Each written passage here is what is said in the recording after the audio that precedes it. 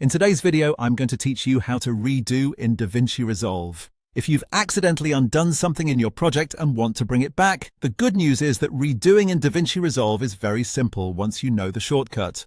This can save you time and help you work much faster while editing, especially when you're making quick changes and testing different ideas. To redo an action, start by holding down the Control key and the Shift key on your keyboard. While keeping those held down, press the Z key. That shortcut will redo the last action that you previously undid. So if you used undo and realized you actually wanted that edit, adjustment, or movement after all, just use Control, Shift, and Z, and DaVinci Resolve will restore it. This is especially helpful when you're editing quickly and want to move back and forth between changes without manually redoing the work yourself. A good way to remember this is to think of redo as the reverse of undo.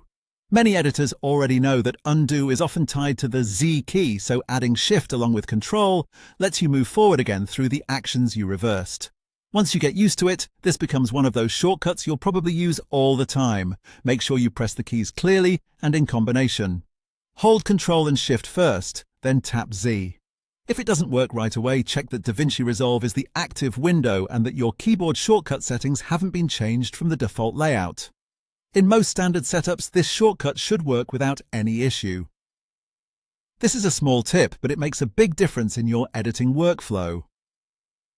Knowing how to redo quickly helps you stay focused, avoid frustration, and keep your momentum while working on your timeline, cuts, effects, or other adjustments inside the program. So anytime you undo something by mistake, or simply want to restore the last change you removed, just hold Control and Shift, then press Z.